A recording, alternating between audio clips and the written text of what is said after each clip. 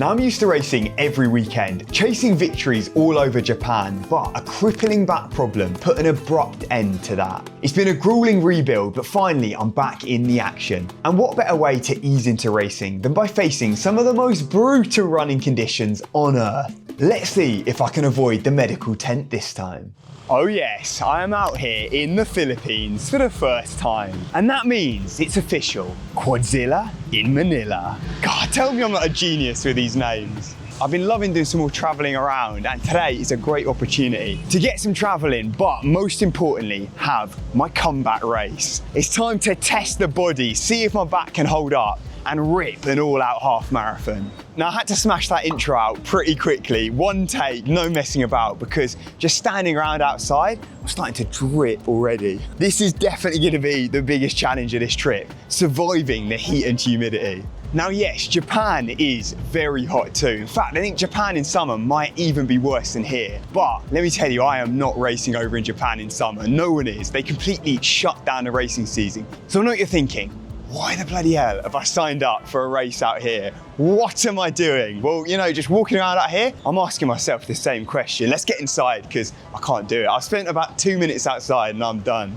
It was touch and go there, but I was just saved by the cool AC of this mall before the heat stroke could finish me off. I was thinking, while there's a lack of race in Japan, it'd be nice to get one in over here while they do still have races every single week. I don't know how they do it. They are built different out here. The fact that they run week in, week out in 30+ degrees, 90% humidity. We're talking the absolute worst of the worst running conditions. So let's hit the hotel for a quick pit stop, then find out how bad this weather really is. So this is the crib for the next few days while I'm here in Manila. We've got a pretty cool little setup. Nice view out as well of the city. We've got this river area here. I'm thinking actually in a minute I might go down, hit a little run along here. I'm not sure how far I can actually go out, but I know the rest of the city is just a nightmare. You can see how busy the roads are. So I think it's a bit of a challenge here, just finding running routes. I know a lot of people do these tiny little laps and stuff, because I guess Manila is an absolute monster of a city. Like, look at some of these units, these buildings up here. But yeah, I can't wait to explore around.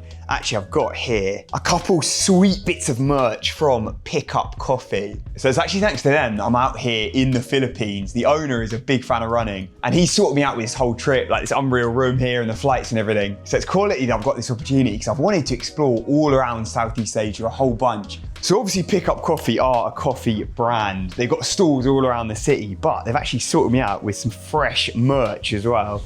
Oh yes, that is a bad man jacket right there. Woo! I guess the only problem is, in this kind of weather, I'm not exactly going to be pulling the jacket out. So let's get out there now and assess the battlefield.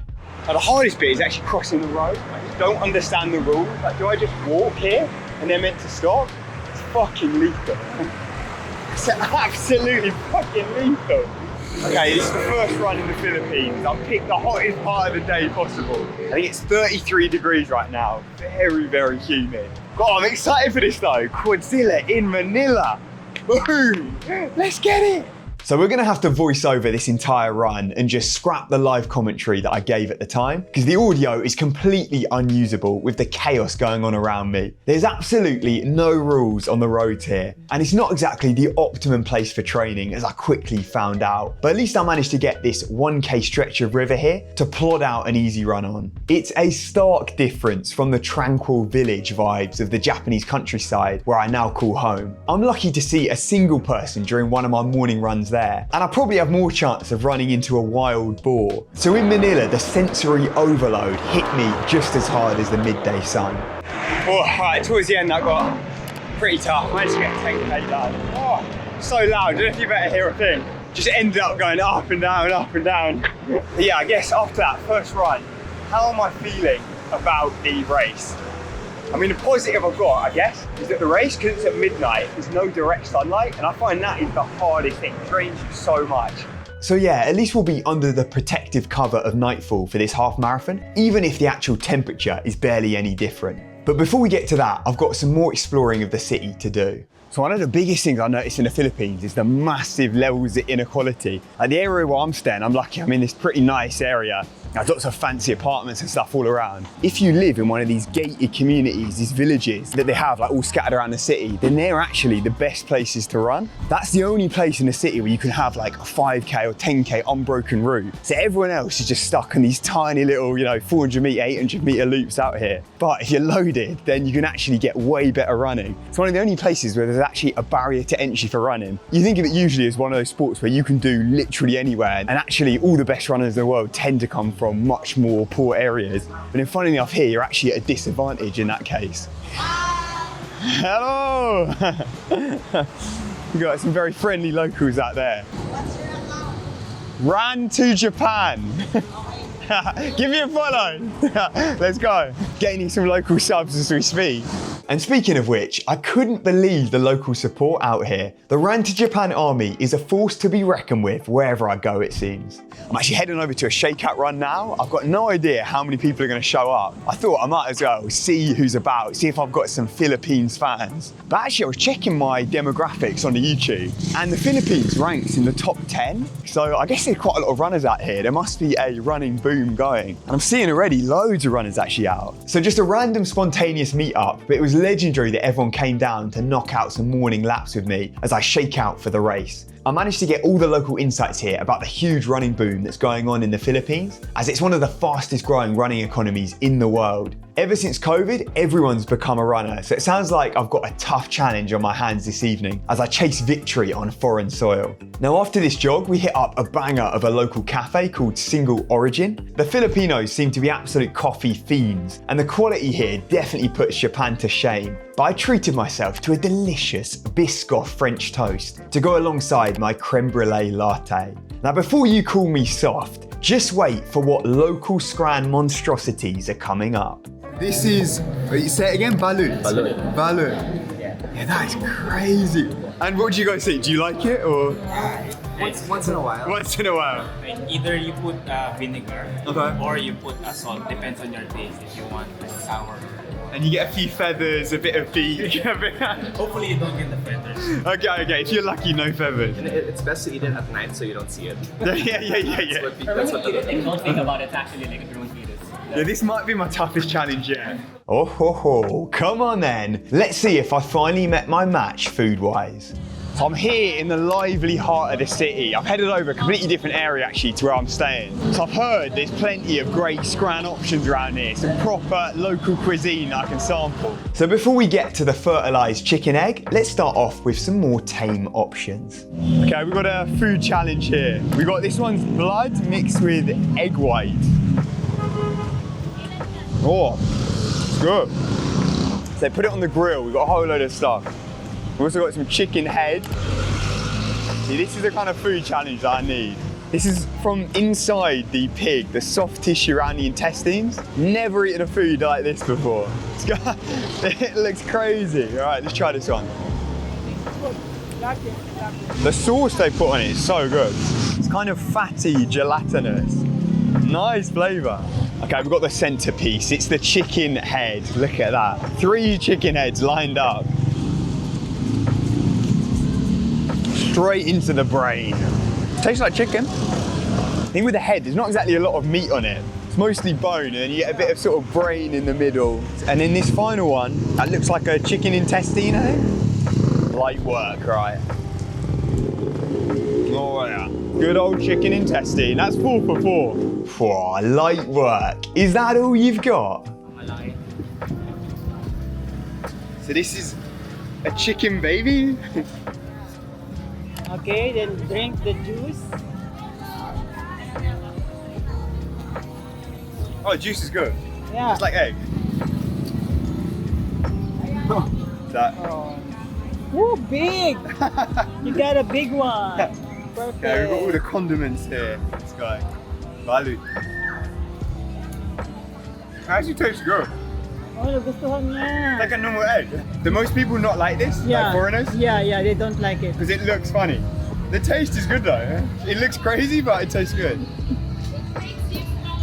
Really? I'll get powerful, okay. So forget your bicarb and your Nomio. In Manila, all you need is to slam a fetus and you're good to go. So I feel like the more time I spend here, I'm like, yeah, it's a great place to visit. Like, there's so much going on, so much action. But if I lived here in Manila, there is absolutely no way that I would be a runner. And hello, we've got a little feature here. How's it going, man? Let's go. People are way, way more outgoing, friendly than Japan. They'll just randomly start chatting to you. I guess there's not a lot of other actual white guys out here. So I guess they're intrigued by this random weirdo with the camera, like what's going on with him? But no, I was saying, if I lived here, there's no way I could run as much as I do. It's just relentless. The heat just breaks you down, wears you down, and there's no escape. Like, this is year round, and it's not just the heat. I'd say that's not even the worst part. It's the chaos of the streets. Trying to run when there's basically no pavements, no sidewalks, trying to navigate around that, and then you've got constant traffic like this. It's exhausting, just the noises, like obviously the pollution. It's obviously the complete opposite extreme to Nanya, where I live now, Yamagata. So back to the hotel for a quick recharge. So obviously the heat and humidity are going to be a proper challenge tonight. But I reckon the hardest thing for me is actually just going to be staying awake past midnight. Like, usually I'm tucked up in bed at about 9 p.m. I genuinely can't remember the last time I made it past midnight at all, let alone went and smashed in all that race. So this is a tough procedure. I'm actually laying out my kit now. I'm getting prepped. But I think the strategy for this is gonna have to be take a nap now. It's about 5 p.m. If I can get maybe 3 or 4 hours in pre-race, then wake up, slam all my goodies like my Nomio, the electrolytes, little Bix gel, all of that stuff. Get that in to try and wake me up, and then go and hit the course for that midnight kickoff. I mean, midnight is an absolute joke.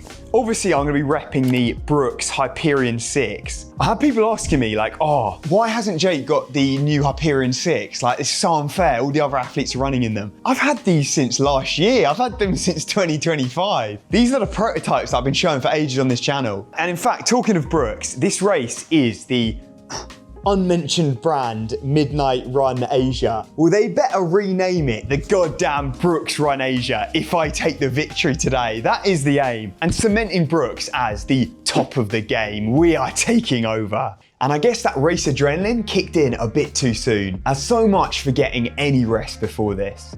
So 3 hours later, I've managed a grand total of 0 hours sleep. All I've managed to do is just tire myself even more by just trying to sleep and failing to do so. So I guess we just got to sack that one off. Instead, get the caffeine in and start the race prep now instead. Okay, so I've tried to wake myself up. I've come to this local mall. It's absolutely popping here at night. Very lively atmosphere. The only problem is I am not the most lively right now. I'm struggling to stay awake, so I've got my double espresso on the rocks here, try and wake me up. Little bit of scran as well. Feels bizarre though, getting prepped for a race at 9 p.m. It's all part of the adventure. So over to the start line where the atmosphere is popping and the lively crowds get me right up for it. Now, I had no idea how big this race was, but there's well over 10,000 entries, and I was tipped off by some mates on the start line that there were a couple danger men to look out for. See, since there's actually decent prize money there, a few Kenyans who are based out here go around the Philippines cleaning up all the cash for these races. So I was gonna have to fight for that podium today. Right, here we go. It's been a while since I've done one of these race commentaries. You've got the snazzy backdrop as well. I'm coming live from the Ran to Japan studio. And right here, I've got the head cam on. Now, as you're gonna see in a minute, the trouble is gonna be actually seeing anything, because this course wasn't the most well lit and it's midnight. But as we kick off now, check that heart rate. That is ridiculous. So standing still on the start line, my heart rate is over 130. That's literally not moving at all. It's just so hot, so humid that the act of just standing around is pushing me into that zone 2 kind of training level. So that's probably an indication of what's to come. But as we kick off here, a few of the Filipino guys have gone out hot. I've been told that apparently they also take the kamikaze style, like rapid out of the gun, and then everyone just seems to die. So I'm taking it kind of cruisy at the moment, but I'm still going pretty quick actually, looking at the pace here. Still sub 320 Ks, which based off my recent training that I've done in Nanyo in Japan, I was like, yeah, should be probably doable for the half marathon, like maybe just dip under that 70-minute kind of level. But I quickly realized here that was never gonna happen in 30+ degrees. I don't know what I was thinking, but as we see here, 1K into the race, we actually have a Kenyan runner just slip past me. So I've been trying to look ahead. I was like, who do I need to watch out for? I see him here and he is moving so smoothly. Actually, later, after I checked, and his PB for the marathon is a 2:11. So I'm obviously nowhere near my best shape, but I'm realizing now, actually looking it back, that even if I was in my best shape, it would have been tough to beat him, but I'm gonna give it my absolute best effort today because you know I'm out there to win. I'm out there to do as best as possible. I'm coming for the podium. There's no point in half-assing it. So I've gone out pretty hot. Actually here we jump through to 2.5K and there's another Kenyan sneaks past. Not that you can see anything, but this is basically my vision as well. It was weird running out here, being able to basically see nothing. You've got parts of it lit up, like the start of the race. It's quite a few street lights and stuff, but then late as we get into it, I apologize, the camera quality is shocking, but it gives you a proper idea for what this race is and how different it is to my normal Japanese races that are kicking off at what, 8 a.m, 9 a.m. This is like empty streets. You've got a few sort of supporters and stuff on the side. Mostly they're sort of paid or maybe volunteer guys helping out. We've got some random DJs popping in, but as we jump through to 6K here, I am struggling. Already I've realized there's no way I'm gonna be able to hold those 3:20s, that sort of 70-minute half marathon pace. No chance. I've realized that after about 4K, I was like, I am done, I'm cooked. Heart rate's up at 180, so I'm really having to work here. This is like what I'd usually run for, I don't know, 3-minute flat pace in Japan, like my PB pace, I'd be at that sort of 180, but now this is me killing myself through and barely even scratching 3:30s as the pace starts to drop. Funnily enough though, as my pace drops, my position in the race actually improves. So at halfway here, I'm working so unbelievably hard. I'm on my own, so lonely, coming through this cobbled bit. Oh nah, fuck this, I'm not breaking an ankle. I'm jogging through here. That is ridiculous. I'm jogging through this bit. Yeah, that was brutal. I nearly broke my ankle because you can't see a thing and you've got the roads all bumpy and figuring out even where to go is a struggle at times, but I'm completely isolated. And there's a few people start to kind of drop back. Like you see some people walking on the side of the road. Some of these guys have gone out too hot. And I think at this point, maybe 12K, it's the first time someone actually comes past me. I know there's those 2 strong Kenyans up ahead and definitely a few more Filipinos as well. But I just tried to hang on to this guy here and actually move past him. Now at this point in 16K, I've gone ahead of that guy. And I'm like, there can't be that many people up ahead because I've maybe passed 1 or 2. And I'm holding pace here, holding steady at kind of 340K. So looking at it now, this should be what? Steady run effort. But right now, this is all I can give. I'm going flat out and actually getting some great support here. Coming past the runners that are coming the other way, or maybe they're starting the 10K that kicked off at a different time. I'm getting quite a few like, ran to Japan's, let's go Jake. Just crazy crowd support. This gave me another boost. I was like, yeah, perfect. This is the motivation I need because some of those middle parts of the course were so lonely. And finally, I'm coming back around here past the start line there, but I know I've got another maybe 2K up ahead. Because we actually looped past the leaders, I realized that, oh wait, I'm in 4th place. I can see the one leading Kenyan up ahead. He actually comes in at 70 flat here. So just shows how hard the conditions are. This guy's what, maybe a 62-minute runner. If he's ran a 2:11 marathon, he must be something like that. And he's running 70 minutes. Then I see another one of the Kenyans really struggling. He ends up coming in at 73. In my sight is actually one of the Brooks runners from Brooks, Philippines.